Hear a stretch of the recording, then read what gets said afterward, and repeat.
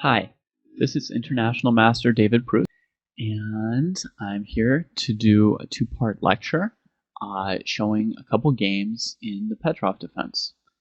Now, the Petrov defense has stymied a lot of 1e4 players at the world-class level for quite a while. It's generally considered by professional players to be extremely solid, extremely correct, extremely hard for white to make progress against.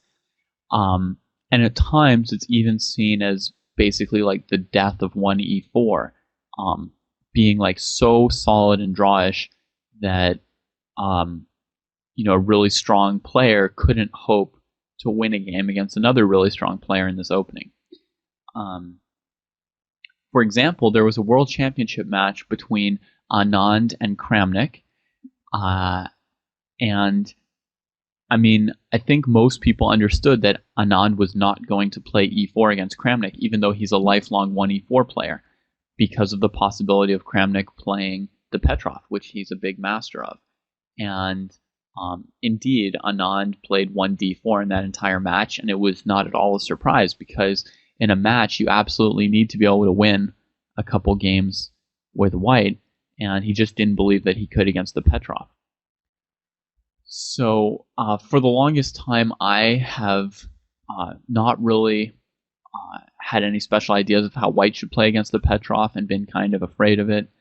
I played 1d4 at some point about a year or two ago against somebody who played the Petrov. I played the King's Gambit against somebody else who played the Petrov. And from the many games I've seen, I never really thought white could do anything special in the main lines of the Petrov. So it came as quite a surprise to me a couple weeks ago when Vinay Bhatt, to whom I'm indebted for showing me these games, came in and said, like, hey, the Petrov's been hurting recently. And I said, the Petrov hurting? Never. I mean, nobody's even challenging it. But he showed me a couple cool games, and these are extremely recent games. One is from August 2009, the other is from late September 2009, and these are really high-level players, but white came up with some new ideas. And so these are just really pretty games that will perhaps inspire you to be able to play against the Petrov again if you're a 1e4 player.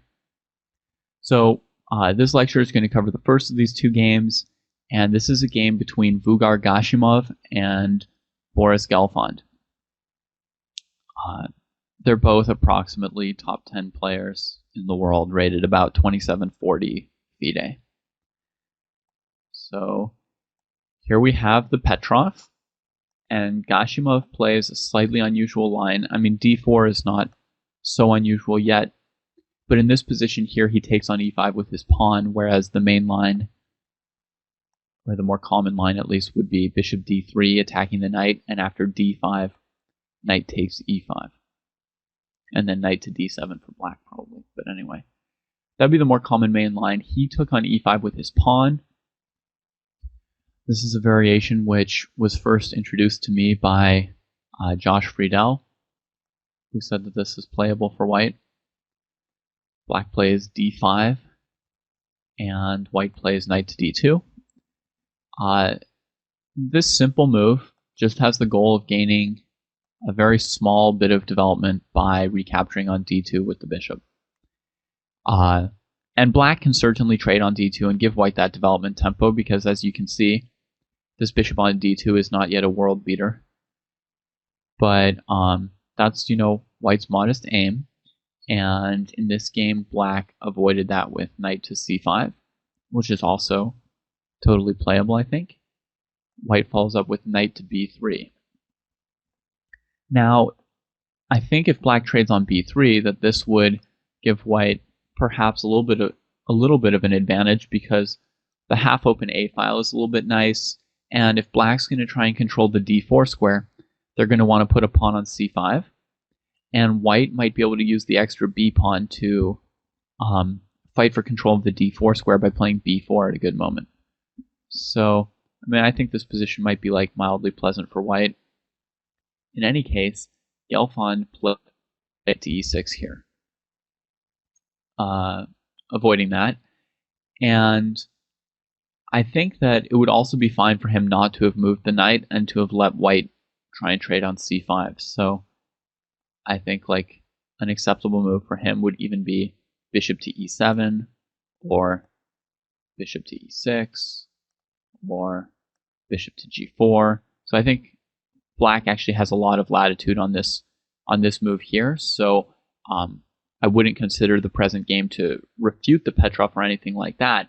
And the point of these two games I'm showing you is not to say like, oh, everyone thought the Petrov was a draw. Actually, it's a loss.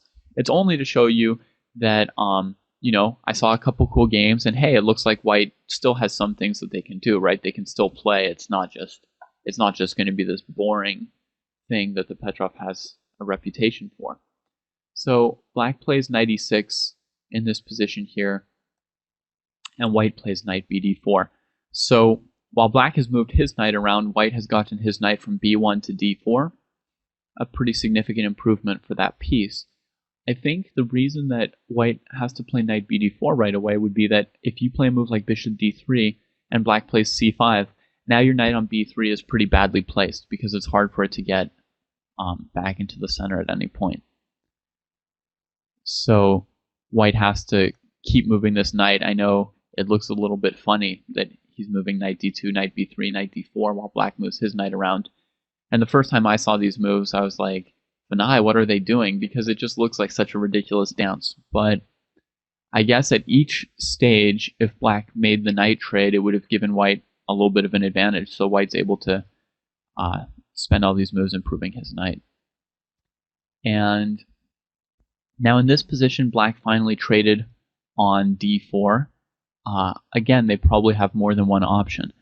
They could probably play either bishop to e7 or bishop to c5 even. Bishop c5 I wouldn't necessarily be thrilled about after bishop e3. I don't think that's exactly the best square, but it looks possible as an alternative. But black just traded on d4. And now in this position they played bishop to e7, but I'm going to mention one important alternative here, because this is really a move that you might be wondering about. c5, trying to chase the knight out of this good square. And then white has an opportunity to make the game interesting again. Can you see what it is? You can pause your clock for... Sorry, you can pause your clock. You never get to pause your clock in a game. But here, you can pause these videos for a few seconds and try and see if you see any good idea for white. And now I'll show you what white would go for. They would give this bishop b5 check, and you know, if black's trying to block with the knight on c6, white has knight takes c6, which is strong. So they're going to have to block on d7. When they block on d7, they lose control of e6. If they block with the knight, they've blocked in their bishop. If they block with their bishop, then their bishop can no longer control e6. So in either case, white's allowed to play this move e6. And I will simply say that the game gets pretty interesting in this case. But we're not going to focus on it at all. So black plays. So if black plays c5, white can also keep the game pretty lively there. In the game, black played bishop to e7, which looks like the best move at this point to me. And white plays bishop d3 now. And now black plays c5. And I think that's actually poor timing for black. And another improvement for Gelfand's play in this game would be to just castle here. But he played c5. And now white advances knight to f5. And I think that white has a bit of an advantage already at this point. The main threat would be to take the pawn on g7. The knight's really well placed, which it should be since white's invested 1, 2, 3, 4 moves getting it there. I think black's best move would be to trade off this knight. And then white will recapture, and I might throw in knight c6 for black here. And white has a pleasant position with the bishop pair, but black still has pretty decent chances to play, because white's light squared bishop hasn't yet gotten completely loose on the board. F5 is not a very secure square because G6 is possible. If it comes back to D3, C4 is possible. So white still has some work to do to establish the light squared bishop as sort of a force to be reckoned with all over the board. Once he does that, his bishop pair might dominate, but that's still a long ways off. So I think black's still got a playable position at that point. But here Gelfand made a really significant error and castled. And I mean, at first glance, this seems a lot better than trading the other bishop for the knight, because if white trades like this, they're going to be in immediate trouble defending this pawn on e5. So you can't really play queen e2 to defend it because of c4. Again, you have trouble with that bishop, right? And if white plays f4, then black may be able to play f6 right here. And I think that white definitely has some problems dealing with this move.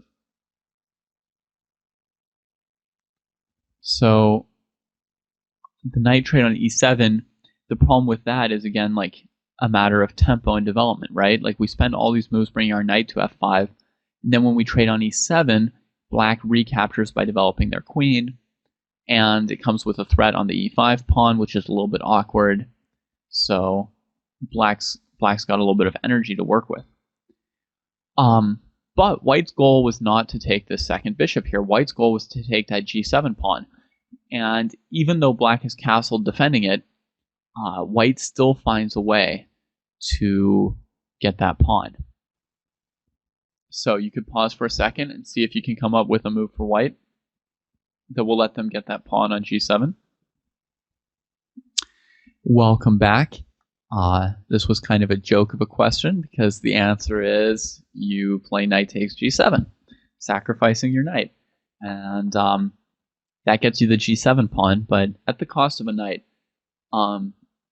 However, this sacrifice cannot be accepted by black.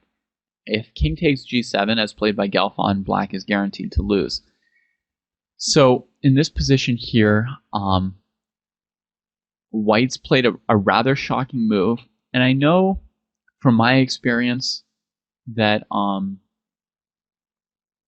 that when somebody plays a move like this, your reaction is, oh my goodness, I have to take it, because if I don't take it, I'm just losing. And so even though the move is surprising, people will often play a move like king takes g7 very quickly, thinking like, okay, look, if it works, then I'm losing. If it doesn't work, then I've grabbed the piece, and my opponent will try and like figure out their attacking continuation, and I'll find the way to defend it. But you really want to be sure whether or not you're losing if you don't take it before you just take one of these sacrifices. If your opponent has played a move like, queen takes rook, well, you're probably right to assume you're losing if you don't recapture because you'd be down a rook. But here what white's taken is a pawn, and again, has anyone been able to keep track of how many times this knight has moved? The count is up to 5, and if the knight's going to escape, it's going to have to move at least a 6th time, right? So it should be possible for black to consider playing on minus their g7 pawn. I know it's kind of bad for your king position to have lost this pawn also, but you definitely want to consider other alternatives for black here. And like just to prove the point, there are 2 moves that I would consider for black here before I concluded that I had to take on g7.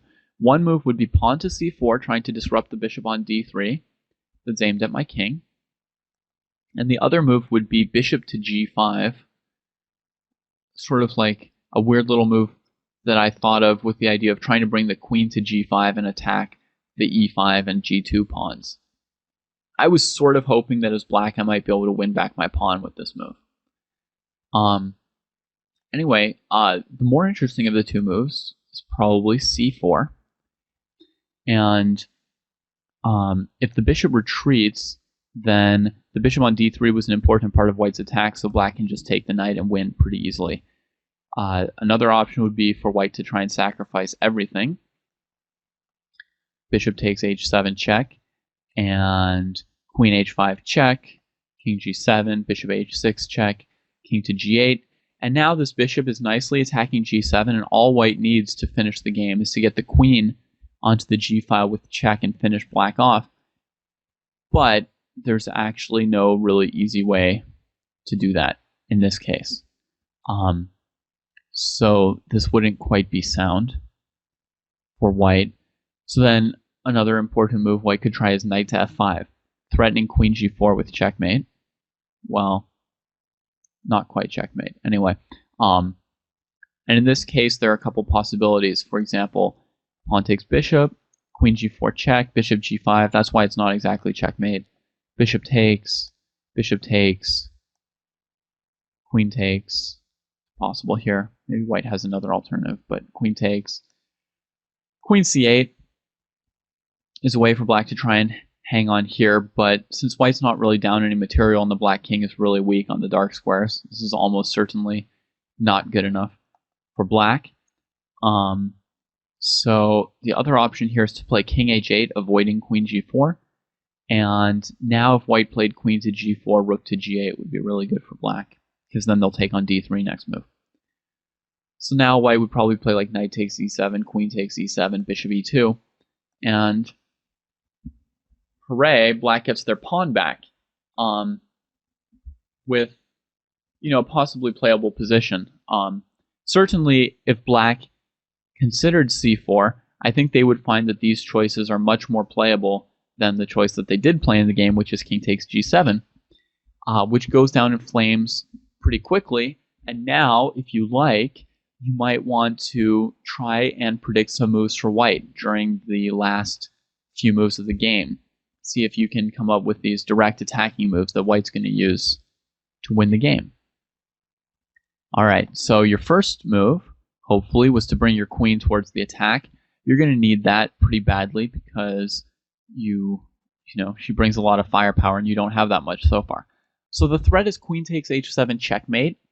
I think the two defenses are f5 and rook to h8. So let's look at f5 for a second since rook h8 is played in the game. f5, what move would you play? I'm going to keep moving along quickly, so if you want to be guessing these moves, just pause your video whenever you want. White takes like this. Now black would love to bring out the bishop, right, and add that to the king side, but white has checkmate and won. Another bad option for black is rook takes f6, queen h7 check, king here, and now what's the best move for white? This is again the question of cutting off versus pursuing, and I, in several of my videos, have been trying to instill in you the habit of looking for ways to cut people's kings off instead of just chasing them with checks. So here this is a beautiful move which wins the game for white. The follow-up would be bishop h6, but bishop h6 check itself is again an example of you're chasing them, but you're only chasing them where they want to go. Right? So let's go back a moment here. In the game, Gelfand played rook to h8. Now white plays bishop h6 check. Right, so that adds the bishop in very nicely, cuts the king off, forces him into g8, and now black has two trapped pieces. In this position, there's a very, very beautiful win available for white. But there's also another interesting question available for us to think about. That question is this. Let's say white did not have a direct win in this position. Do you think white would have compensation for a knight in this position? Like, supposing that instead of checkmating black or killing him, I just castled queenside, like, oh, I didn't really have a follow-up in mind. Is the bad position of the black king and rook a sufficient compensation here for black's extra knight? To me, that's like a very interesting question, so I investigated that a little bit. I practiced playing this position a little bit, and I found that basically it's very complicated. It's like maybe enough compensation for white, but not obviously winning. So you can make a note of that in your instincts for looking at sacrifices in your own game and deciding in your own games and deciding whether or not you've got enough compensation. This awkward position of the king and rook, which looks terrible and you might think is easy compensation for a piece, It's actually pretty complicated, and it's not so clear if it's good or bad, or how good or how bad. Okay, but in any case, white does have a devastating and beautiful winning move here. Hopefully 1 or 2 of my viewers have found this move by now. Maybe a couple dozen of you have found it. That would be exciting. White's crushing move here is, drum roll, e6. Now, white's threatening queen takes f7 checkmate, pawn takes f7 checkmate, and queen to g4 check. So black's got to do something about this pawn. You can't move your pawn because he'll just come here. You can't defend your pawn with your queen because of queen to g4. So really black needs to capture the pawn on e6 one way or the other. So the less exciting variation is pawn takes e6. In that case, white plays queen to g4 check, right? So the pawn on e6, that move by white is often called like an interference tactic. The point is that, you know, when black took with the pawn, it got in the way of their bishop on c8, controlling the important g4 square. And now this is a very simple combination by white to win back a rook. They're checking the king, forcing him to f7, then their queen gets into g7. The king will obviously escape checkmate in this variation, but now white's just going to actually trade off into an easily winning endgame. Like this, right? They sacked a knight, then they captured a rook, they captured that pawn on h7, you've got a couple passed pawns, and, you know, an easily winning endgame, really. So that's one option after e6. The other choice for black is to take back with their bishop.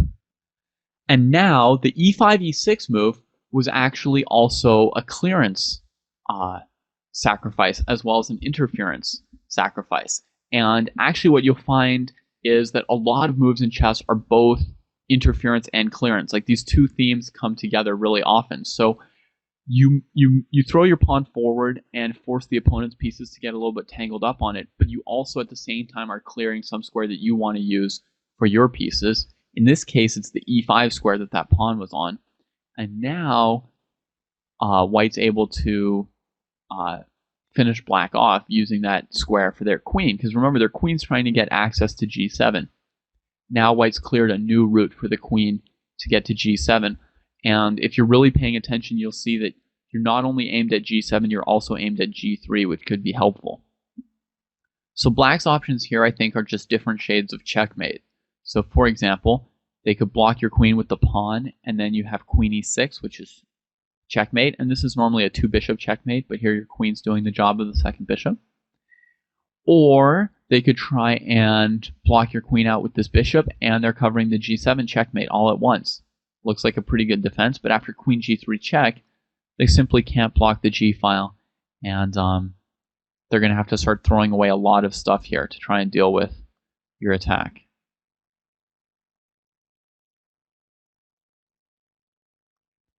And they give this check here, and it looks like they may have thrown away just enough pieces to stop checkmate, right? Wrong! White blocks that check while covering the king's 1 escape square on f8. That's pretty sweet, huh? Or, let's see, how else could black lose this game? They could play bishop back to f8, also covering g7, and then again, white plays queen to g3 and checkmates black. So let's go back to this position here right before e6. That's really a sweet aesthetic move. This game's not super deep from any strategic perspective. Black really didn't provide great resistance, as you saw in my comments. There were a couple moments where they could have played a little more circumspectly in the face of white playing knight takes g7, for example. They could have thought some more before taking the piece and possibly come up with c4, and then you'd still get to play a chess game. After taking on g7, white quickly wrapped things up with this gorgeous e6 move, and then black did not have a chance to play much chess this day. How sad for him. Well, he shouldn't have played the Petrov anyway. That's the moral of the story. Just kidding. Yeah, this is like a cool game. I found it really pretty. Hope you did too. And I hope you look forward to the next one. This is International Master David Proust.